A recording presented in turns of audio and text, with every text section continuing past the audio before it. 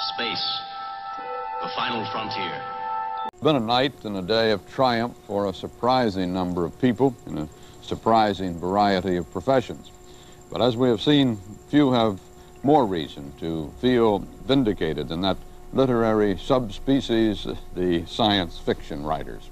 In London, Mike Wallace spoke with one of the most visionary and perhaps poetic of the breed, the author of the Martian Chronicles.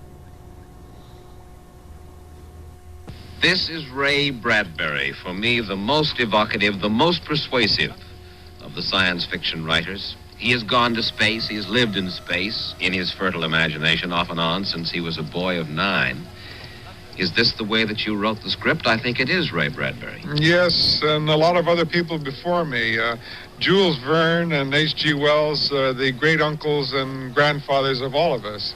When I was down in Houston a few years ago, I discovered in meeting the astronauts that they had read Jules Verne, they had read H.G. Wells, and in a few cases they had read some of my work, which made me feel very good at the time. But it is astonishing, really, because they are following a script that seems to have been written by various writers over a period of the last half-century. Yes.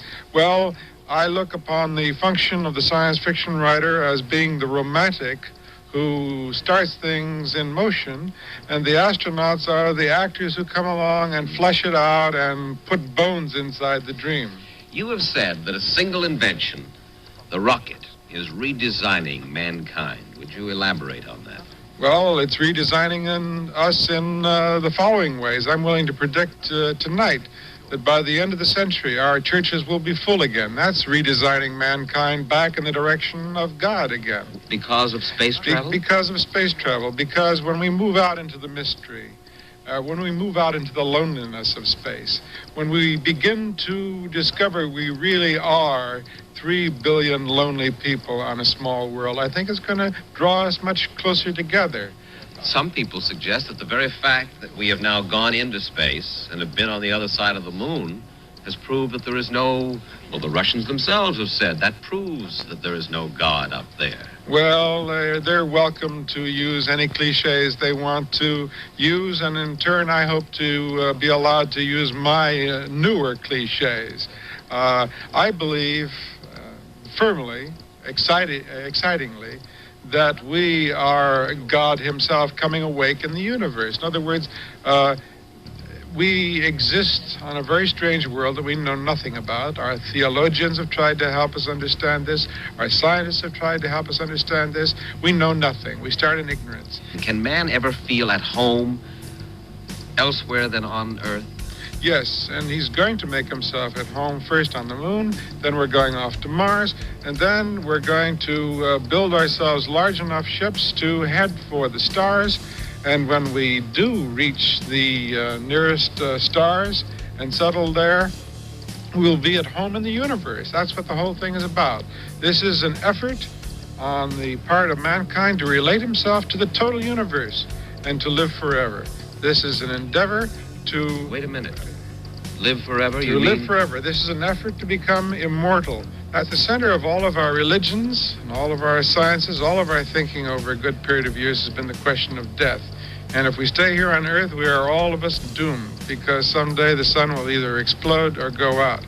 So in order to ensure the entire race existing a million years from today, a billion years from today, we're going to take our seed out into space and we're going to plant it on other worlds. And then we won't have to ask ourselves the question of death ever again. We won't have to say why existence, why life, why anything. We will stop questioning in those fields. He would bring up that last card, and remember, Carol, the last card is the alien card. We're going to have to build space-based weapons against aliens, and all of it, he said, is a lie. Dr. Stephen Greer is back with us. He's the founder of the Disclosure Project. Dr. Greer has been consistent with us for weeks that there is a disclosure coming before the presidential inauguration, which now leaves us with 10 days. Dr. Greer, it's great to have you back. This is where we are right now.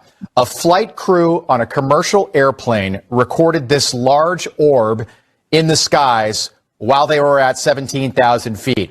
And now people, we mentioned this a week ago, are reportedly getting sick all over the world from this granular, mysterious fog that's being seen all over the place. Right. Does this disclosure happen next week? And if it does, how does it happen? When it starts happening, how will we know? Well, it'll be all all over the news. Propaganda, in other words, a false narrative for whatever specific purpose, is now much, much easier to perpetrate on the people. Due to the Smith-Mundt Modernization Act, which went into effect on July the 2nd, 2013, scripted and orchestrated propaganda can now be presented to the American public as factual news.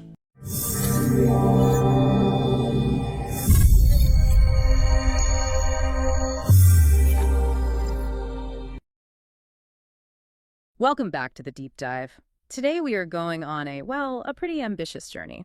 We're looking at where modern astronomy seems to crash right into the deepest parts of ancient linguistics. We're focusing on this astronomical enigma, the Object 3I Atlas, which most people just know as Comet Atlas. Right, but our source material today completely sidesteps the usual explanations, the scientific ones, even the typical religious ones. It really does. It makes this absolutely breathtaking claim that 3I Atlas isn't just a random piece of ice and dust. The claim is that it's a manufactured craft. A craft that's here fulfilling these hidden prophecies about cosmic judgment, about an ancient rebellion, and even the real concealed meaning behind our traditions. And the whole foundation for these claims, it rests on this really intense exegesis of the Bible. But it skips right over the Greek and Hebrew translations we all know. It jumps straight back to the original cuneiform root language, to a cipher. Exactly. The author is basically arguing that this is the only way to peel back all the layers of metaphor and allegory that were, put there on purpose to hide what they call all-important truth. So that's our mission for this deep dive, to explore this whole concept impartially. We sort of have to set aside our assumptions about what the Bible is. We do. And instead we have to look at this thesis that it's an expertly coded narrative, one that reveals a hidden story of cosmic conflict, cloning, and eventually the return of a judgment vehicle. Which, according to the source, is the very object we're calling 3I Atlas. Let's get into it. Okay, let's start with the science, or at least the alleged facts that astronomers have documented about 3I Atlas. Because even if you throw out all the prophetic claims, this object is, it's weird. Oh, it is, according to these reports. Yeah. It's been cited as the fastest and the heaviest object ever observed in modern history. Okay, but the real scientific anomaly, the thing that just doesn't add up, happened when it came out from behind the sun. That's right. It was reported to be hotter and brighter than the sun itself. Hotter than the sun? I mean, how do you even wrap your head around that? You really can't. Not with conventional physics. But the most critical physical characteristic, the one this whole theory hinges on, is its movement. It didn't just fly straight. Not at all. This is absolutely crucial. Astrophysicists have reportedly confirmed that 3I Atlas changed its trajectory without the help of gravity. So it adjusted its own course. It adjusted its own course. For the author, that one observation immediately reframes the whole thing. It stops being a comet and becomes something under intelligent, controlled guidance. And the composition of it, what it's made of, that seems to back up the idea of it being manufactured, right? Yeah, its composition is described as having extremely low iron content, which suggests it's primarily manufactured nickel. So if it's made of manufactured nickel and it can change its own course, well, the claim that it's a purposefully built craft starts to gain a little weight. A lot of weight. And this object didn't just, drift past the sun. It seems to have caused a catastrophic solar event. It really did. When 3I Atlas first passed the sun, it created the largest coronal hole ever measured. And then when it hit perihelion, behind the sun, it triggered 3 or 4 of these massive coronal mass ejections, CMEs. And one of them was huge, right? One was ranked in the top 5 ever recorded. The sun was literally, physically shaken. And this is where the science starts to blend into the symbolism for the author. When it was directly behind the sun, it blasted 3 equidistant circular coronal holes into the sun's backside. And that very specific pattern, 3 equidistant holes, it immediately reminded the author of the 3 stars in Orion's belt, which is a huge symbolic marker in ancient cultures. So this massive impact is what connects the object back to Scripture. Specifically to Luke 21:25-28, which talks about signs in the sun, in the moon, and in the stars, signaling that the powers of the heavens will be shaken. And the author sees those record-breaking CMEs as the literal fulfillment of the heavens being shaken. Exactly. It's not a metaphor anymore. It's a physical event. Okay, so if Three-Eye Atlas is the sign of a coming judgment, we have to understand why that judgment is even needed. Right. And the entire historical context, according to this exegesis, is rooted in this one idea from 1 Samuel 15.23. Rebellion is as the sin of witchcraft. So rebellion isn't just disobeying, it's an ancient form of high-level sorcery. And we're supposed to trace this theme hidden all through Genesis using this cuneiform root method. That's the idea. The cuneiform analysis acts like an ancient cipher key. If you think of the Bible as an encrypted message, the later translations, like Greek and Hebrew, are just more layers of encryption. So you have to go back to the source code. You go back to the earliest root phonetics.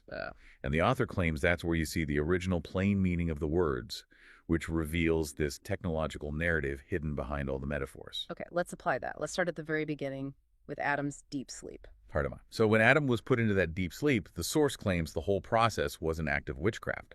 The word that's translated as cause to fall, which is no fall, is dissected back to its cuneiform roots, nab and how. And that means a god and divination expert. A spellcaster. Essentially a powerful spellcaster. So Adam was put into a trance so that something could be stolen from him. And this is where it makes a monumental leap. The theft of the rib, which the source says is actually a story about cloning, how on earth do you get from a bone to biology? Well, the word for rib is sela. The author argues that sela is a hidden reference to ribonucleic acid, RNA, the essential building block for replication and cloning.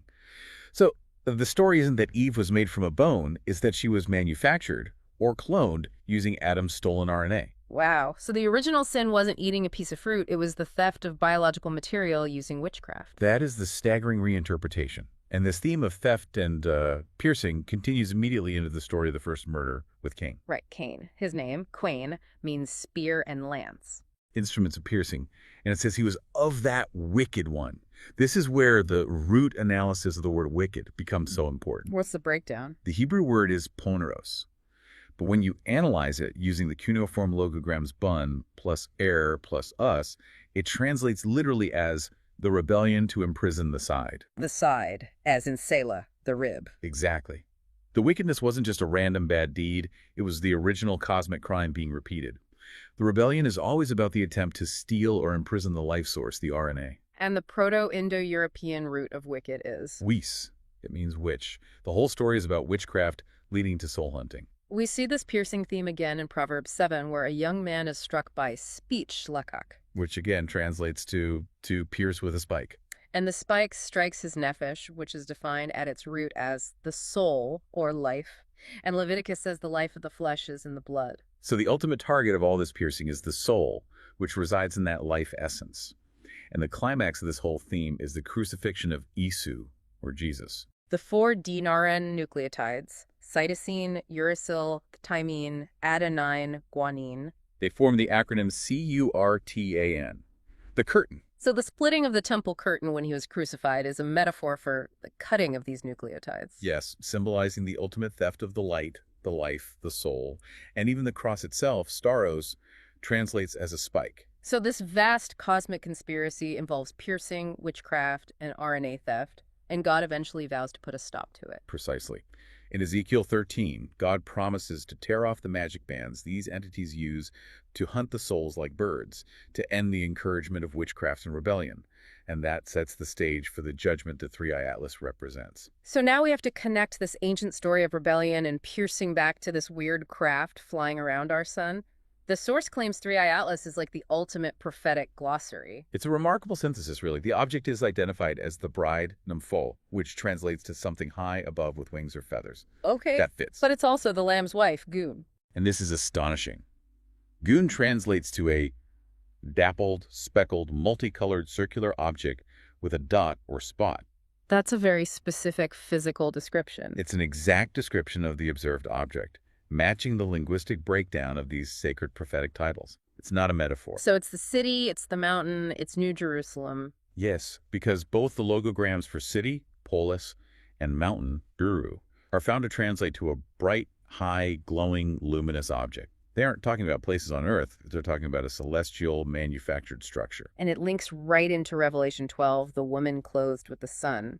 The word clothed is peribolo, Which means to wrap around. a parabola, a curved plane. It perfectly describes 3i Atlas's unique, curved trajectory around the sun.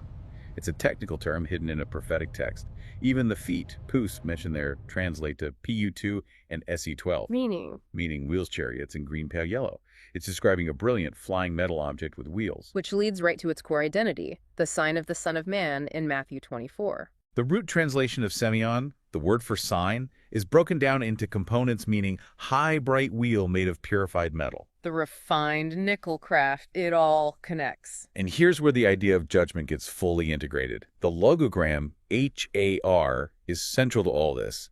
AR means ring, millstone, coil, and most importantly, it means soul, the very thing that was stolen back in Section 2. So the judgment device is intrinsically linked to the original crime. Exactly. But it gets deeper. AHAR is also synonymous with another logogram, GISHKIN2, which translates to green, white, red, and black. Wait, those are the colors of the 4 horsemen of the apocalypse. The exact colors. And because 3i Atlas has displayed all 4 of these colors, the source claims it is the unified judgment vehicle, acting as all 4 horsemen at the same time. This all culminates in the claim about how the Messiah travels. We're always told the Messiah comes on an ass in Zechariah. But the source argues that the word for ass, chamor or onos, is a fundamental mistranslation. When you trace it back to its root, it translates to cam and ur, his silver metal disc, a saucer. The Messiah rides a high-tech vehicle, not a donkey. That is a fundamental reinterpretation of Scripture that suddenly makes a weird kind of sense in this context. And this judgment weapon is also called a keli, a vessel, and a biel, a turtle shell, conferring the judgment is delivered by these saucers, these tortoise. And even the ancient drawing for spirit. Yes, the Paleo-Hebrew drawing for spirit, ruach or pneuma, was actually depicted as a domed saucer with a door or gate. So the spirit and the bride aren't people. They're these advanced metallic vessels. That's the argument. And if 3i Atlas is the spirit and the bride, then it is also argued to be the 2 witnesses of Revelation 11. They're the ones bringing the divine decree. Okay, but hang on. How does a manufactured craft prophesy? In the way we think of prophesy. That's a great point because it redefines prophesy itself. The Hebrew word for prophesy, naba, doesn't just mean a human speaking. It translates as to cause to bubble up or put forth abundantly. The Siamese. The sun's reaction. The intense record-breaking CNE activity we already talked about.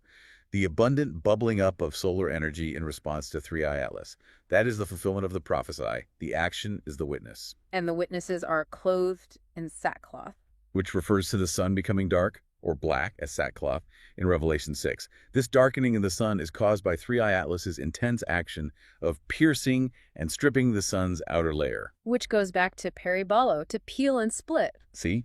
It all loops back. Okay, this leads to the most cryptic part. The 3.5-day resurrection.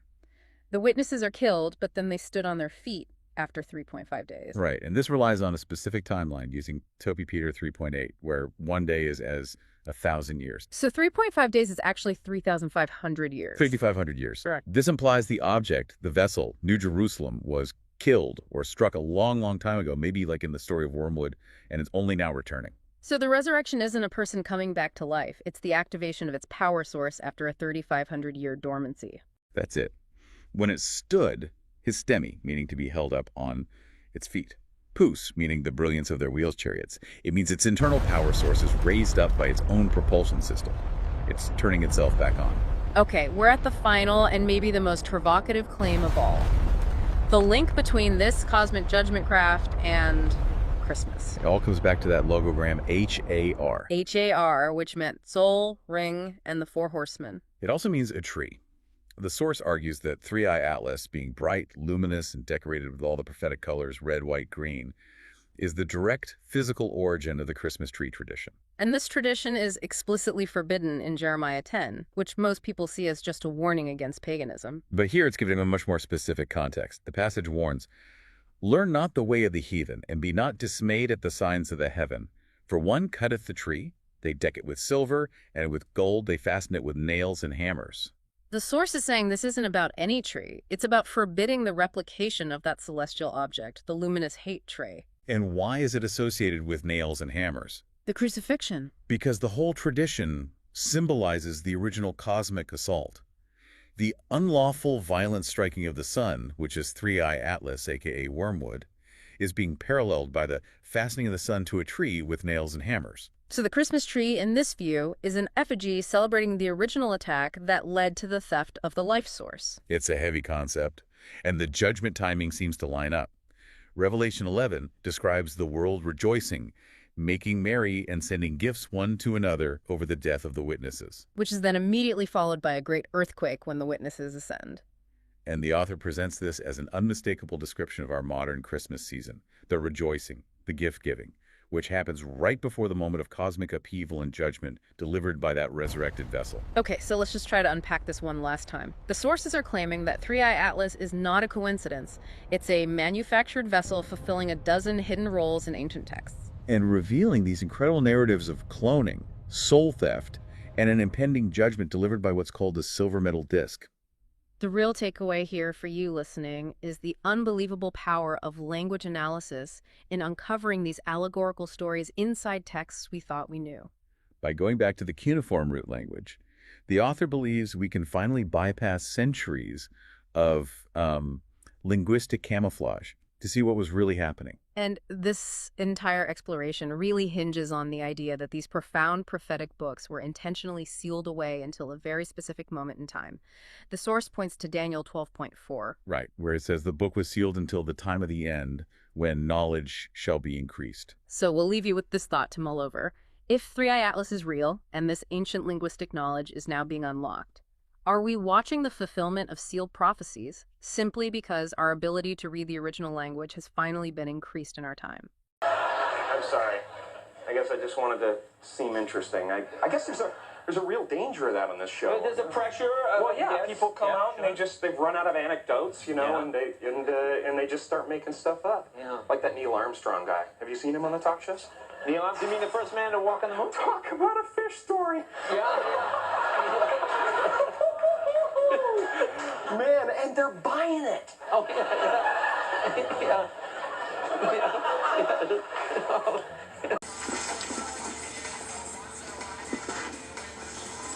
No way. That's great. We landed on the moon! Tang, the drink the astronauts took to the moon. Astronauts to the moon.